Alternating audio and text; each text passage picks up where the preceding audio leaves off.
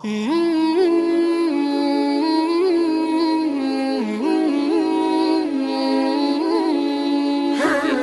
الله الرحمن الرحیم. یو ملګری دا تپوس کړی دی چې د یو زنانه خاوند لاړ شي په سفر او هغه بیا نه وي، ډېر کلونه پکې تیر شي، هېڅ پته ونه لګي د مړه او د ژوندي، څه خیر خبرې رانه شي، نو د ده دا ښځه د بل سره نکاح وکړي او بیا هغه راشي د هغې نه بعد دی به څه کوي؟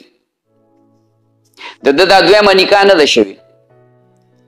د دې زنانه دا دویمه نکاح نه ده شوې، دا د نکاح د پاسه نکاح ده غلطي کړې. دغه اولنۍ نکاح به حال ده چې اولنۍ خاوند راغې نو دا دویمه نکاح اټومیټک ختمه شوه. خو طریقه د دې دا ده چې کله یو سړی ورک شي او پتې نه وي، ښځې دلته کې وي، نو دی به دا کیس جمع کړي عدالت کې، د دې ښځې د طرف نه به کیس جمع کړي، د هغې خپل خپلوان نارینه به یې څوکي چې دغسې د دې زنانه خاوند نشته، ورک شوی دی او ډېره زمانه وشوه، نو هغه له به جج چې کومه دی د هغې 4 کاله باندې 4 کاله پس چې د هغه د ورکېدو د هغه د تللو نه شوي، نو جج به د امام مالک رحمت الله علیه په مسلک باندې فیصله وکړي او دغه زنانه ته به جج چې کوم دی دې ته تنسیخي نکاح وایي، نکاح به ولا ختمه کړي، بیا به عدت تیر کړي، د هغې نه بعد بیا د بل خاوند سره نکاح کولی شي. خو داسې به نه کوي لکه چې څنګه دا سوال کې خبره ده چې یاره سړی ورک شو بس بیا چې نو پته نه لګېدله، 4-5 کاله 6 کاله پته ونه لګېدله نو بل چا سره نکاح وکړه، دا به نه کوي. که داسې کړي وي نو دغه نکاح نه ده شوې، دا دویمه نکاح، ځکه هغه اول خاوند ژوندی دی راغی، نو دا ښځه به اوس د اول خاوند سره که د دې دویم خاوند نه اولاد شوی نو بس هغه اولاد د هغه نسب شته دی، خو دې خبرو کې اول د عالم نه تپوس پکاري چې یاره لکه دا سوال چې کوم ملګري کړی دی نو دا اوس یې هلک کړی دی چې خاوند ورک دی، بیا د هغې زنانه بل چا سره نکاح شوې ده او بیا چې کومه دی هغه خاوند را پیدا شوی دی، نو خو ډنډ یې ولړله که نه او ښه نه ده که نه. په کار دا نه چې داسې وخت کې تپوس وکړي چې خاوند یې ورک شو او ډیر کلونه تیر شو، نو په کار دار چې یو عالم نه تپوس وکړه، مدرسې ته لاړ شه، یو مفتي نه تپوس وکړه چې یاره اوس به موږ څه کوو، د دې سړي پته نشته دی، 5 کاله وشو، 4 کاله وشو، 6 کاله وشو، نو اول تپوس د مسلې وکړه، د هغې نه بعد عالم به طریقه وښیي، لکه ما چې تاسو ته وي چې دې کې بیا دا دغه طریقه ده چې ته به نیغ په نیغه فیصله نه کوې، دا به عدالت ته ځي، دا به د وخت قاضي او جج دا فیصله کوي د دې دا نکاح به ختموي، دا مخکینی نکاح، او بیا به د بل سره نکاح کېږي نو بیا ټیک ده، بیا صحیح ده، بیا که خاوند را پیدا هم شي نو د دې نکاح د مخکې خاوند سره ماته شوې ده، دا به چې کومه دی نو د بل نوي خاوند د دویم خاوند ښځئ. ښه دا ملګري تپوس کړی دی چې جمع تیاری او امام سنت نه یې کړي نو دا سنت دله کول پکار دي، بهتره خو دا چې دا خلک د امام تابع دی، خاص نقصان پکې نشته دی او څه بوج هم پکې نشته دی، 4-5 منټه او په سنتو لګي اوږدي کړي او که نه داسې ونه کړه جمع وکړم ټیک ده، وروسته به سنت وکړي.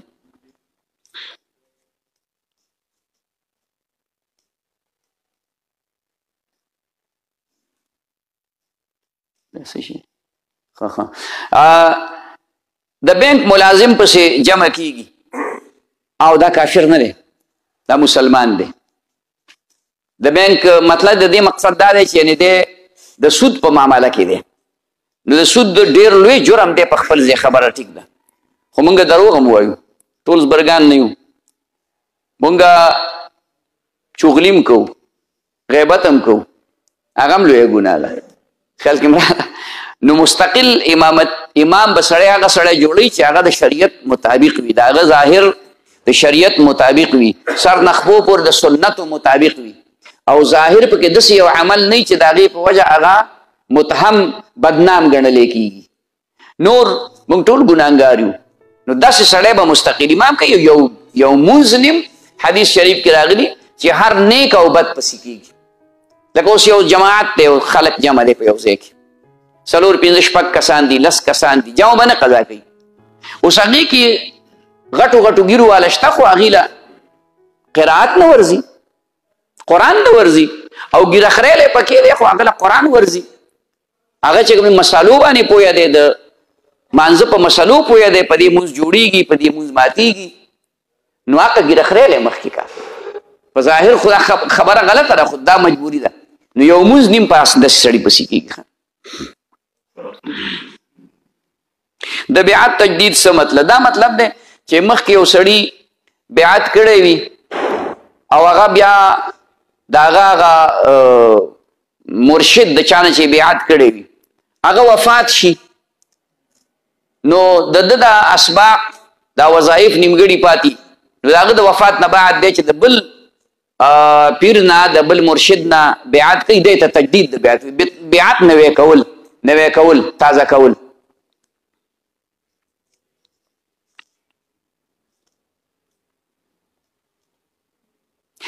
دا ملګری وایي چې زموږ وظیفې که تهجد، بلکل تهجد په وخت کې هم کولی شي، ماښام کې هم کولی شي، ماسخوتن کې هم کولی، دا د ټول شواروز کې دي، ټول شواروز کې دا وظایف، دا چې ټول شواروز کې د سهار نه تر سبا سهاره پورې، د سهار نه تر سبا سهاره پورې، شپه هم پکې راغله، ورځ هم پکې راغله. ښه دا ملګری وایي چې خوب مې لیدلی چې ما د خولې نه ویښته راوځي، نو د دې مقصد دا دی، د دې سره مې زړه سپک شي، دې مقصد دا دی چې د ګناهونو نه توبه کول پکار دي. کوم ګناهونه سړی کړي د هغې نه توبه پکار ده، او نیک اعمال پکار دي، د هغې په وجه زړه ته اطمینان، زړه سپکېدل، زړه ته اطمینان میلاوېدل دي. دا وایي د شیطان دا خو الفاظ خو قرآن لیکلي، خو مقصد دا دی چې شیطان سره خو شیطان نه و څنګه چې کوم دی نو ګمراه شي، پخپله شیطان دی که نه، خو د عجیبه خبره لیکي، جواب پکې دننه پروت دی، جواب پکې دننه پروت. یو سړي ورانه وکړه، غلط کار یې وکړه، ګناه یې وکړه، جرم یې وکړه، نو ګناه هر مسلمان بنده چې ګناه وکړي د زړه کې ایمان وي که نه، نو چې ګناه وکړي نو دی فورا ستوماني، په قصاص ستوماني، خبره پوه شوې؟ نو چې هغه ګناه وکړه شیطانه مخ ته تور شه، غلط کار دی، شیطان راوي خدای دې غر کوي، دا چل خو ما ستا نه زده کړو، اوس به زه نورو ته ښیم، نو هغه پخپله شیطان دی، نو ټکی دی ورته عجیبه ښه ویلی دی، شیطان مکروه ناکاره کار کوونکو ته ویلی کېږي، نو دا شیطان پخپله دی که نه، نو هغه ته د شیطان څه ضرورت دی؟ جرابو باندې مسه، جرابو باندې مسه نه کېږي، د څرمنې په موضوع باندې، چمړې په موضوع باندې مسه کېږي، دا نورې خبرې چې کوم دی نو خوشي دي. د جایز مقصد دپاره، مراد دپاره د عامل نه تعویض کول او جایز دی، تعویض چې کوم دی نو ثابت دی، شته دی، کولی شي، وظیفه چې کوم دی اخیستی شي، څه تعویض وي، خو جایز داسې تعویض به وي چې هغې کې د قرآن آیت وي، یا د پیغمبر علیه صلات وسلام د احادیثو کې څه دعاګانې راغلي هغه یې پکې، یا د نیکانو، بزرګانو، اولیاو، ائمه او مجتهدینو د هغې څه مجربات وي، نو دغه کولی شي. او دې نه علاوه د منتري کوډې وغیره هغه بعضې جبو کې داسې دي چې په نورو جبو کې د هغې موږ ته پته نه وي چې د دې معنا به څه او دا څه شی دی،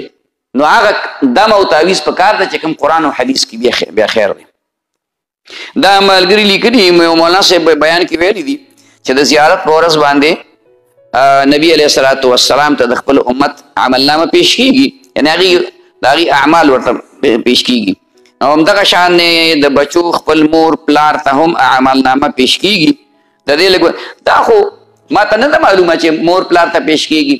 مور پلار ته هغه پیش کېږي چې دی داسې عمل وکړي چې هغې ته وبخي، صورت یاسین وي مور پلار ته وبخي، نو مور پلار یې وفات کړي، نو دا ورته رسي، دا ورته پته هم لګي چې دا فلاني کړي دي، فرشتې ورته دغه وایي، خو دا چې مستقل دغه پیش کېږي، نو مور پلار سره د عمل څه دغه نشته، چې ګینې یاره عمل ښه وکړه که بد یې وکړو او نه هغه سفارش پکې کولی شي نه پکې بل څه کولی شي. دغه ده چې د یو بچی نیک عمل کوي مور پلار ته بیا خود به خود هغه اجر رسیږي. دعا ورله کوي مور پلار به خبریږي هم او اجر به ورته هم رسیږي. د مور پلار قبر ته څوک لاړ شي نو دې قبر والا ته پته لګي او که نه دا اختلافي مسله ده. خو زمونږ مسلک دا دی چې او ځکه چې ته ورشې نو السلام علیکم مخامخ سینې برابر به ودرېږي السلام علیکم دا به ووې دعا به ووې او څه الفاظ آیتونه وغیره به ووې د هغې ثواب به ورته وبخې. نو هغه زمونږ مسلک دا دی چې او هغې ته پته هم لګي ستا دا خبرې مه اوري. ښه دا ملګری وایي چې علم مې کړی دی خو د عبارت پوره صحیح نشم ویلی. هغې وجه دا ده چې ما د پلار سره په دوکان کې به کار کوو نو د هغې دپاره دا طریقه ده چې ته اوس د نحوې او د صرف کتابونه چې کوم اردو کې دي هغه مطالعه کوه او په کوم ځای چې نه پوهېږې نو هغه د یو عالم نه د هغې تپوس کوه ځکه چې عبارت صحیح کېږي نو دا په نحو او صرف باندې لکه څنګه چې موږ د نورو ژبو ګریمر لفظ وایو دا ګریمر زمونږ په د علم د ګریمر ته نحو او صرف ویلی کېږي. نو ته د نحو او د صرف کتابونه مطالعه کوه او اسانه اردو کې د ابتدایي کتابونه چې کوم دي دغه ګوره او بیا که په کوم ځای نه پوهېدی نو د یو چا نه پکې تپوس کوه د یو عالم نه. ښه دا یو ملګری وایي چې یو کس هغه د چا په محبت کې مبتلا دی د جینۍ په محبت کې او هغې سره خو هغه محبت هم نشته خو دومره ده چې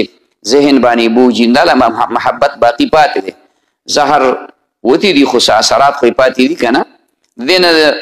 بچ کېدو دی دا رب اصرف عني السوء والفحشاء واجعلني من عبادك المخلصين. آسان دعا ده رب اصرف عني السوء والفحشاء واجعلني من عبادك المخلصين. دا دعا سار ماخام 101 پیری او دی پس لا اله الا الله دا 101 پیری او یو ځل وروستو پس محمد رسول الله صلی الله علیه وسلم دا دعا پابندۍ سره وایه انشاءالله زر تر زر به خدای پاک تا ته نجات نصیب کړي. ښه دا مور پلار ورور مې وفات شوی دی دا مې خواهی په خوب کې وینم دې دپاره ډېر ډېرې قبر ته ورځه هلته الحمد قل هو وایه کم از کم 2 پیرې صورت اخلاص وایه او صورت یاسین تبارک الذی وایه څومره چې ته ایصال ثواب کې دومره به انشاءالله چې د هغې خوشحالیږي تا ته به چې کوم دی نو انشاءالله دغه کوي په خوب کې به الله راولي. دا خو اوږده خبره ده مونځ کې واجبات کم کم دي دې دپاره مستقل دا سبق ویل غواړي. په دې وخت کې چې زه تا ته یو واجب ویم 10 واجبات دي نو کم کم به ته زده کړې یو هم نشي زده کولی. کلي کې به د عالمي د هغه نه شروع وکړه او روزانه ته یو 2 او 3 زده کوه ځکه چې واجب په مانځه کې کم سړي نه پاتې شي. لکه مثال په طور التحیاتو دا کېناستل واجب دي التحیاتو ویل دا چې کوم دی نو واجب دي نو د دې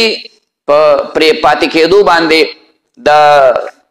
سجده سهوه لازمیږي. نو دا یو دوه نه دي چې دې وخت کې زه بیان کوم او نه دا د دې سوال ده بلکې تاسو دا کوشش وکئ چې خپل کلي کې عالم نه دا زده کوي کتابونو کې چې کوم دی نو اردو کتابونه هم دې دپاره شته. اوبه یو څیز باطلو کې دا ښه کار نه دی چا سره نیکي وکړي که اوبه دې پې وڅښې ډوډۍ دې پې وخوړه نقد دې ورکړي د مټه دې ونیو لاس خټونه دې بچ کوو چې څه قسم نیکي دې وکړه نو دا بچ 50 باتې نه دا چې د 50 باطله نیکي دې برباد شو ته مو سره برباد شو. نیکي هر څنګه چې دا هغه نیکي د خدای پاک په لې خیر نصیب کوي نو دا پچا باندې باطل نه دی پکار. نو دې خبرو خیال ساتئ. دا یو سوال بل چا دوباره کړی به 13 جمعه مې دا سوال شوی چې یو مقتدي د امام سره ورانه ده نو په دې امام پسې د لمونځ کېږي که نه کېږي چې ورانه ده لمونځ پرې څنګه کېږي بس مختصره خبره ورانه ده ورسره که نه خو دا امام ورته ښه نه ښکاري که نه ځکه خو پسې دغه دی ورانه ده ورانه کړې ورسره په څه وجه ده خو دا سړی ورته ښه نه ښکاري نو چې ښه نه ښکاري مطلب چې ستې ورته سپک نظر باندې سپک نظر ګوري نو لہذا مونځ پسې نه کېږي اصلي ځان نه کړی کور کې دې مونځ کوي ځان له دې مونځ کوي ښه خو نه ده روغه دي کې ورسره که نه څه پلار خو بیا ولا نه وي وجلی خو چېته حق خبره به یې کړي په ممبر باندې بس چې کومه دی نورانه کړې ده زمونږ خو دا طریقه زمونږ خو د ایمان نه چې خفه کېږو نو څه پوله پټی مو شریک نه یو سره خو دغه ده تا ملا راوستی او زه م ورپسې مونځ کوم چې زما اوس تا ورانه شي به زه ستا په ملا پسې مونځ نه کوم دا زمونږ په پښتنو کې دا طریقه ده که نه ده ستا په ملا پسې مونځ نه کوم هلکه دا د هغه ملا نه دی دا د قرآن عالم دی د حدیثو عالم دی ته د هغه مرتبې ته دې سړي ته مه ګوره چې د راوستی او د سره ستا ورانه شو د سره دې ورانه شو خو دی د مرۍ نه ونیسه که نه ملا سره خبره پوه شي په تا مې وس نه کېږي مړ به دې پلار کړم په تا مې وس نه کېږي مړ به دې پلار کړم اوس ورانه دې د دې سړي سره ده او مونځ په ملا پسې نه کوې زمونږ دغه خفګان دي د ملا سره نو دا خو بلا وجې خفګان دی د دې سړي خو د سره چې کوم دی نو دې ملا طرف ته راتللی هم ګناه ده پاتې لا مونځ کېدل لډو مونځ پسې کېږي نه د ده مونځ اړو کېږي نه که دی پسې مونځ کوي هسې ډغرې وایي ځان ستړی کوي الله دې مونږ ته عمل نصیب